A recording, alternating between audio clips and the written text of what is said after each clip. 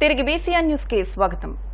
Thalassemia శాశ్వత నివారణకు కృషి చేద్దామని ఏఎస్ఎన్ రాజు చారిటబుల్ ట్రస్ట్ సభ్యులు చందన నందిమండలం చిన్నపిల్లల వైద్యులు జి రామకృష్ణరాజు పేర్కొన్నారు. పశ్చిమ గోదావరి జిల్లా భీమవరం టౌన్ రైల్వే స్టేషన్ రోడ్లోని ఏఎస్ఎన్ రాజు ప్లాజాలో ASN Raju charitable trust Datri foundation సంయుక్త ఆధ్వర్యంలో తలసేమియాతో బాధపడుతున్న పిల్లలకు ఉచిత హెచ్ఎల్ఏ పరీక్షలను నిర్వహించారు. ఈ సందర్భంగా వారు మాట్లాడుతూ తలసేమియాతో బాధపడుతున్న చాలా మంది బాధితులకు శాశ్వత పరిష్కారం బోన్ మ్యారో ట్రాన్స్ప్లాంటేషన్ అని, దీనికోసం ఈ హెచ్ఎల్ఏ పరీక్షలు తప్పనిసరి అని అన్నారు. తలసేమియాతో బాధపడుతున్న పిల్లలతో పాటు వారి కుటుంబీకులు, తల్లిదండ్రులు, తోబట్టువులు ముగ్గురు గాని నలుగురు గాని ఒక్కొక్కరికి 10,000 రూపాయల విలువ గల హెచ్ఎల్ఏ పరీక్షలు ఈ శిబిరంలో ఉచితంగా నిర్వహిస్తున్నారని అన్నారు. దీని ద్వారా అర్హులైన వారికి బోన్ మ్యారో ట్రాన్స్ప్లాంటేషన్ చేయించుకునే విధంగా తమ సంస్థలు సహాయ సహకారాలు అందిస్తామని ASN Raju charitable trust Datri foundation సభ్యులు అల్లూరి సూర్యనారాయణరాజు, రవి తదితరులు తెలిపారు. ట్రస్ట్ ఆధ్వర్యంలో HLA typings, free HLA typing camps చేయడం జరుగుతుందండి. జనరల్గా ఈ బోన్ మ్యారో ట్రాన్స్ప్లాంటేషన్కి హెచ్ఎల్ఏ టైపింగ్ కంపల్సరీ అనమాట. బ్లడ్ డొనేషన్కి బ్లడ్ గ్రూప్ ఎలా అయితే మ్యాచ్ అవ్వాలో బోన్ మ్యారో ట్రాన్స్ప్లాంట్ చేయించుకోవాలి అంటే పేషెంట్కి మరియు దాతకి ఈ హెచ్ఎల్ఏ టైపింగ్ అనేది కంపల్సరీ మ్యాచ్ అవ్వాలి. సో ఈ టెస్ట్ అనేది, ఈ మ్యాచింగ్ టెస్ట్ అనేది జనరల్గా బయట ల్యాబ్స్లో 15,000 నుంచి 20,000 వరకు ఉంటుందండి ఒక్కొక్కరికి. సో దానికోసం మేము ఇక్కడ free camp ASN Raju and Dhatri ఆధ్వర్యంలో ఫ్రీగా హెచ్ఎల్ఏ టైపింగ్ చేసే కార్యక్రమం చేస్తున్నాం. ఈ పిల్లలకి సంబంధించినటువంటి కార్యక్రమంలో పాల్గొనడం నేను చైల్డ్ స్పెషలిస్ట్గా నాకెంతో సంతోషంగా ఉంది. ముఖ్యంగా సూర్యనారాయణ గారు ప్రత్యేకంగా కృషి చేస్తూ తన ప్రయత్నంతో పాటు అందరినీ కలుపుకుంటూ ఈ సేవా కార్యక్రమాన్ని తలపెట్టినందుకు చాలా అభినందనీయులు. ఆయనకి మంచి జరగాలని, చక్కగా కార్యక్రమాలు కూడా అందరూ ఉపయోగించుకునేటట్టు సేవా దృక్పథంతో చేసి ఈ కార్యక్రమం ఏర్పడి కావాలని కోరుకుంటున్నాం. మా ఏఎస్ఎన్ రాజు ట్రస్ట్ తరఫున ఎన్నో వైద్య శిబిరాలు చేశాము, ఇంకా సేవా కార్యక్రమాలు కూడా చేశాము. ఇంకా ఎన్నో చేయాలి అని చెప్పి మా తరఫున మేము మనస్ఫూర్తిగా కృషి చేస్తాము. ముఖ్యంగా హెచ్ఎల్ఏ పరీక్షల శిబిరాన్ని ఏర్పాటు చేయడం జరిగింది. ఇది ASN Raju charitable trust and Datri foundation సంయుక్త ఆధ్వర్యంలో ఈ కార్యక్రమాన్ని నిర్వహిస్తున్నాము. ఈ కార్యక్రమంలో పిల్లలందరూ కూడా వచ్చి ఉపయోగించుకుని ఎవరైతే బోన్ మ్యారో ట్రాన్స్ప్లాంటేషన్కి వీలవుతుందో వాళ్ళకి సంబంధించినటువంటి వివిధ రకాల పరీక్షల్ని నిర్వహించి వాళ్ళకి తెలియజేయడం జరుగుతుంది. అదేవిధంగా మన ఈ కార్యక్రమాలు ఇటువంటి భవిష్యత్తులో కూడా ఎన్నో కార్యక్రమాలు పిల్లల కోసం, తాలిసీమియా పిల్లల కోసం ప్రత్యేకంగా పలు కార్యక్రమాలను మేము ముందుకు తీసుకెళ్ళడానికి మేము కృషి చేస్తున్నాము. అందులో భాగంగా వీచేసినటువంటి ప్రతి ఒక్కరికి కూడా ధన్యవాదాలు తెలియజేస్తున్నాను. కాకినాడ పెద మార్కెట్లో వేయించేసి ఉన్న శ్రీ బాలా త్రిపుర సుందరి సమేత శ్రీ విశ్వేశ్వర స్వామి ఆలయంలో ఆషాఢమాసం షష్ఠి పర్వదినాన్ని పురస్కరించుకుని అమ్మవారు శాకంబరిగా భక్తులకు దర్శనమిచ్చారు. ఈ సందర్భంగా ఆలయ పూజారి యనమండ్ర సూర్యనారాయణమూర్తి మాట్లాడుతూ ప్రతి ఏడాది ఆషాఢమాసంలో అమ్మవారిని శాకంబరిగా అలంకరించడం జరుగుతుందన్నారు. ఈ ఏడాది 3 టన్నుల కాయగూరలు, పండ్లతో శాకంబరిగా అలంకరించినట్లు తెలిపారు.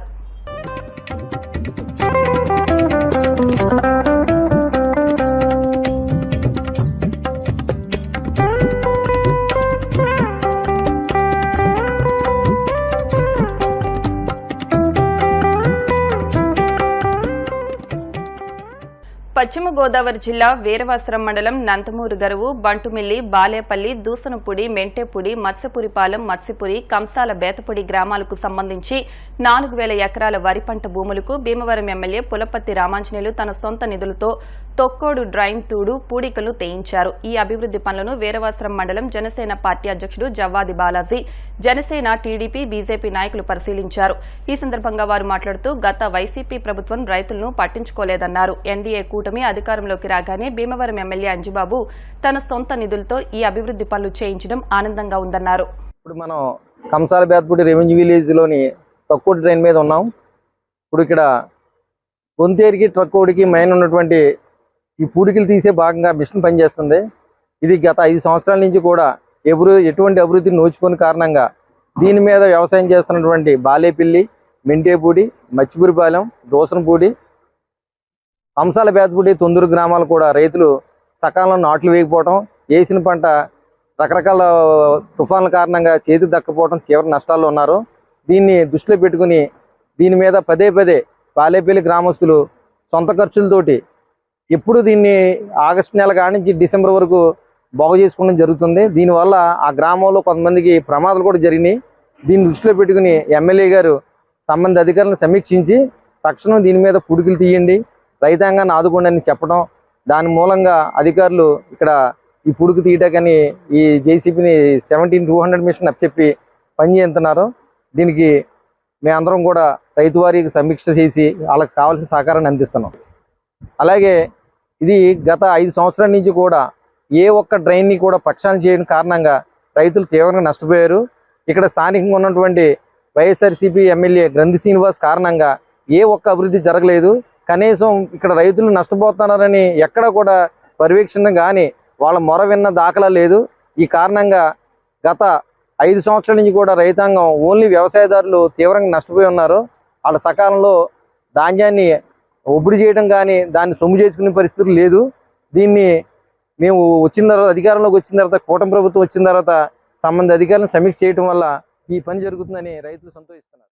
స్వచ్ఛతా వారోత్సవాలు గ్రీన్ సామర్లకోట కార్యక్రమంలో భాగంగా శనివారం కాకినాడ జిల్లా పెద్దాపురం నియోజకవర్గం సామర్లకోట పట్టణ పరిధిలో పలు ప్రాంతాల్లో మొక్కలు నాటే కార్యక్రమాన్ని నిర్వహించారు. మున్సిపల్ కమిషనర్ జె రామారావు ఆధ్వర్యంలో నిర్వహించిన ఈ కార్యక్రమానికి ముఖ్య అతిథులుగా పెద్దాపురం ఎమ్మెల్యే నిమ్మకాయల చినరాజప్ప, కాకినాడ జనసేన పార్టీ జిల్లా అధ్యక్షులు తుమ్మలపల్లి రామస్వామి, పెద్దాపురం నియోజకవర్గ బీజేపీ నాయకులు విత్తనాల వెంకటరమణ, సామర్లకోట మున్సిపల్ చైర్మన్ గంగిరెడ్డి అరుణకృష్ణమూర్తి తదితరులు హాజరై మొక్కలు నాటారు. కర్ణాటక రాజధాని బెంగళూరులో దారుణం చోటు చేసుకుంది. కోరమంగళ ప్రాంతంలో పేయింగ్ గెస్ట్ హాస్టల్లో ఉంటున్న 22 ఏళ్ల యువతిని నిందితుడు గొంతు కోసి దారుణంగా హతమార్చాడు. మృతురాల్ని బీహార్కు చెందిన కృతి కుమారిగా గుర్తించారు. మంగళవారం రాత్రి 11:13 సమయంలో నిందితుడు అభిషేక్ పీజీకి వచ్చి కృతి కుమారి ఉంటున్న గది తలుపు తట్టాడు. తలుపు తెరుస్తుండగా కత్తితో పొడిచేందుకు ప్రయత్నించాడు. ఈ సమయంలో కృతి కుమారి తప్పించుకునేందుకు ప్రయత్నించగా ఆమెను వదలకుండా పలుమార్లు కత్తితో పొడిచి దారుణంగా హత్య చేశాడు. కేసు నమోదు చేసుకున్న పోలీసులు ప్రస్తుతం నిందితుడు అభిషేక్ ను అరెస్టు చేశారు. వార్తలు ముగించే ముందు ముఖ్యాంశాలు మరొకసారి.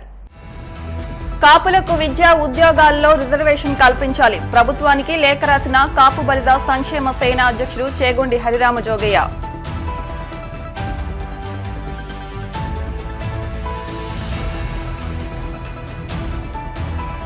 గోవిందనామ స్మరణతో మారుమోగిన కోనసీమ తిరుమల, వాడపల్లి వెంకన్న దర్శనానికి పోటెత్తిన భక్తజనం.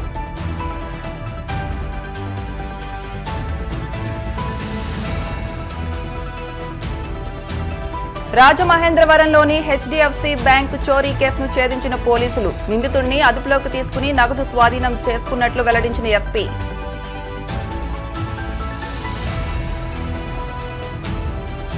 Bhimavaram ASN Raju charitable trust Datri foundation ఆధ్వర్యంలో బోన్ మ్యారో ట్రాన్స్ప్లాంటేషన్ కోసం ఉచిత హెచ్ఎల్ఏ పరీక్షా శిబిరం.